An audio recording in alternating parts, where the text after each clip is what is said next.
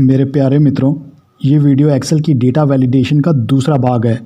पहला भाग मैंने कुछ दिन पहले अपलोड किया था, जिसमें मैंने पहले 5 टॉपिक्स के फार्मूला की जानकारी आपको दी थी। आपने देखा भी होगा, लिंक आपको डिस्क्रिप्शन में मिल जाएगा। आज के इस वीडियो में मैं आपको लास्ट के 5 टॉपिक के बारे में बताने वाला हूँ। इन सभी टॉपिक्स के फार्मूला की कंप्लीट थ्योरी भी आपको वीडियो के डिस्क्रिप्शन में मिल जाएगी।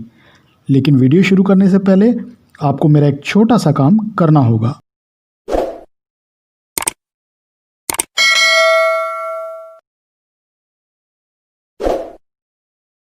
हम बात करेंगे दोस्तों, मस्ट बिगिन विद एल, यानी कोई भी स्पेसिफिक वर्ड। आइटम दे रखी है, आइटम कोड दे रखी है। अगर हम कोई भी आइटम कोड टाइप करेंगे तो वो एल से शुरू होनी चाहिए। यहाँ पे हम फार्मूला लगाएंगे। फार्मूला है आपके सामने दोस्तों।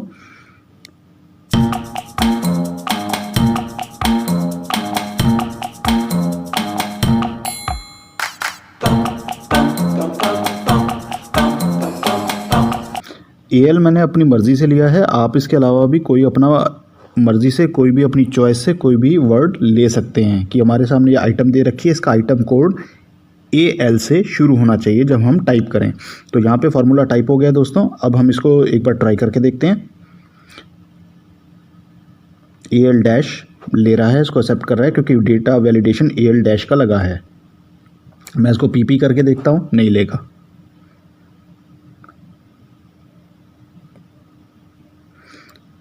आपने कई बार देखा होगा दोस्तों कि आप कभी कोई प्रोडक्ट बाज़ार से ख़रीदने जाते हैं तो उसका एक आइटम कोड होता है, वो एक स्पेसिफिक वर्ड से शुरू होता है।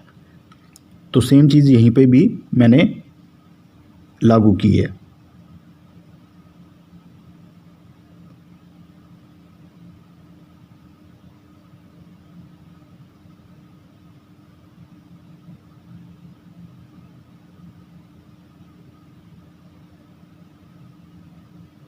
यहाँ पे दोस्तों अब बात आती है मस्ट कंटेन स्पेसिफिक टेक्स्ट। मैंने लिया है यूएसडी। मतलब ये कि आपके सामने जो डेटा दे रखा है, आइटम दे रखी है, उसका अमाउंट दे रखा है, उसमें यूएसडी ज़रूर आना चाहिए। अगर यूएसडी नहीं आएगा तो ये इसको एक्सेप्ट नहीं करेगा। तो उसके लिए अगेन हम डेटा वैलिडेशन में जाएंगे और कस्टम सेलेक्ट करके फार्मूला लगाएंगे। फार्मूला आपकी स्क्रीन पर है दोस्तों।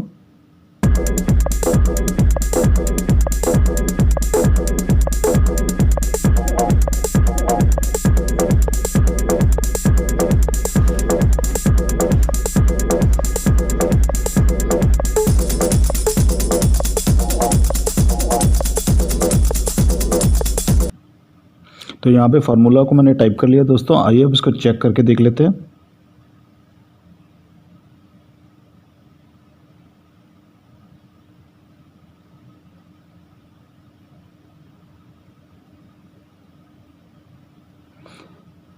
मैंने 90 यूएसडी लिया है, इसने इसको एक्सेप्ट कर लिया। लेकिन अगर मैं इसको आरएस ले रहा हूँ रुपीज़ में, तो ये उसको एक्सेप्ट नहीं कर रहा है।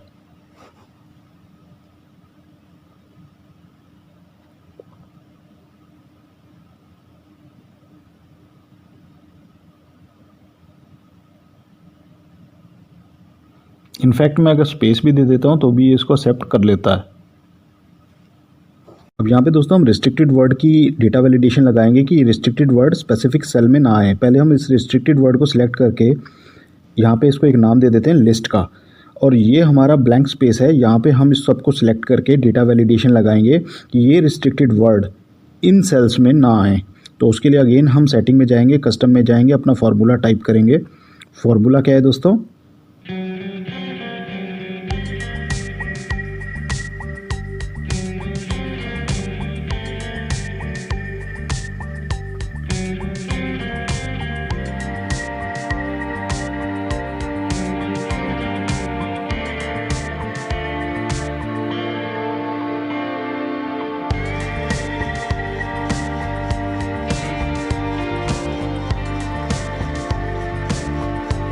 तो यहाँ पे मैंने फार्मूला टाइप कर लिया दोस्तों। आइए अब इसको जरा टेस्ट करके देखते हैं।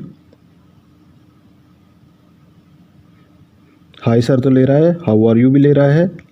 लेकिन अगर मैं हेलो सर लिखता हूँ तो इसको ये एक्सेप्ट नहीं करेगा, क्योंकि ये hello, morning, thanks and regards restricted keywords हैं। आप जब भी कोई फॉर्म वगैरह बनाते हैं उसमें इस टाइप की डेटा वैलिडेशन बहुत काम आती है।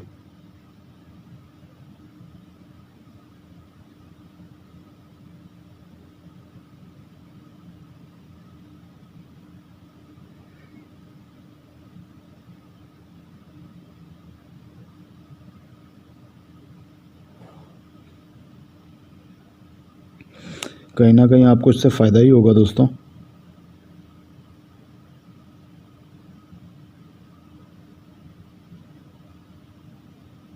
अब इस वीडियो में दोस्तों हम लोग क्या करेंगे कि रिस्ट्रिक्टेड पंक्चुएशन की डेटा वैलिडेशन लगाएंगे। ये रिस्ट्रिक्टेड पंक्चुएशन है और ये ब्लैंक स्पेस है जहाँ पे हम डेटा वैलिडेशन लगाएंगे कि अगर यहाँ पे हम कोई भी डेटा अगर डालें तो ये पंक्चुएशन इसमें ना आए। सबसे पहले ये जो हमारी पंक्चुएशन की लिस्ट है इसको सिलेक्ट करके हम एक नाम दे देंगे एक्स लिस्ट, जिसको हम अपने फार्मूला में यूज़ करेंगे। अब जहाँ पे भी हमारे को ये डेटा वैलिडेशन लगानी है उसको सिलेक्ट करके अगेन डेटा वैलिडेशन में जाएंगे, कस्टम और फार्मूला हम यहाँ पे लगाएंगे। तो हमारा फार्मूला क्या है दोस्तों, equal to count bracket find then bracket, उसके बाद एक्स लिस्ट जो हमने रिस्ट्रिक्टेड पंक्चुएशन की जो लिस्ट को नाम दिया था, एंड देन C4 से जो हमारा सेल शुरू हो रहा है और सिलेक्ट किया है हमने। अब हमारा फार्मूला लग चुका है दोस्तों। अब हम इसे ट्राई करके देखते हैं। सपोज मैं यहाँ पे डालता हूँ VMO @ क्योंकि @ रिस्ट्रिक्टेड पंक्चुएशन में था तो इसे यहाँ पे ये नहीं लेगा। मतलब जितने भी मैंने यहाँ पे डेटा सेल को सिलेक्ट किया है और डेटा वैलिडेशन लगाई है वहाँ पर ये वाले वर्ड जो रिस्ट्रिक्टेड पंक्चुएशन के हैं वो यहाँ पे अब नहीं लेगा।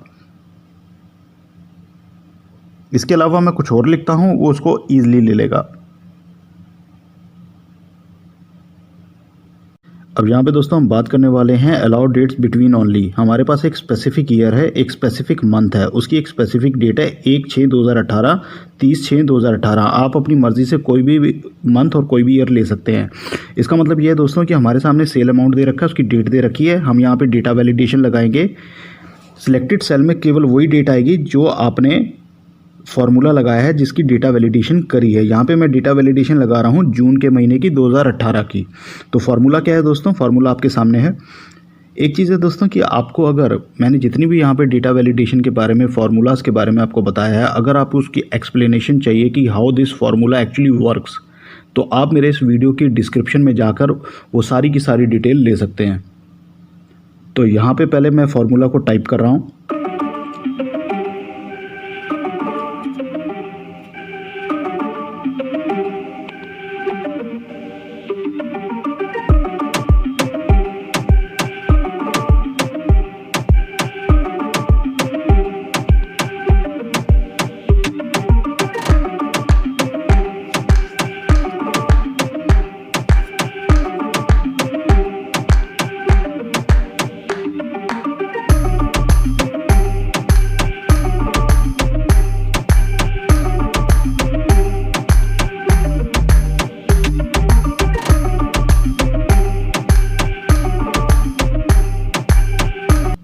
यहाँ पे मैंने फार्मूला को टाइप कर लिया दोस्तों। अब आइए इसको चेक करके देखते हैं। सेल अमाउंट दे रखा है, उसकी डेट दे रखी है।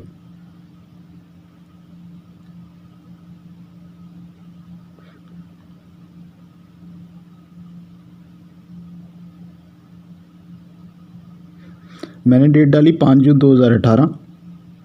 अगर मैं इसको 2019 करता हूँ तो ये नहीं लेगा क्योंकि डेटा वैलिडेशन लगा है जून के महीने का 2018 का।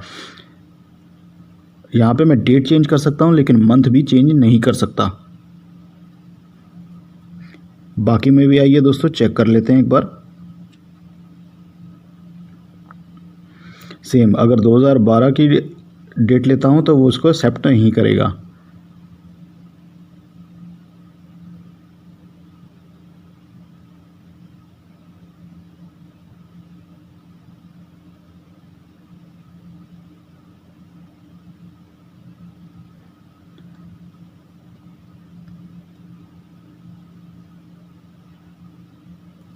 इस टाइप की डेटा वैलिडेशन दोस्तों आपके ऑफिस वर्क में या डे टू डे वर्क में जब आप एक्सेल पे काम करते हैं तो आपके बहुत काम आती है।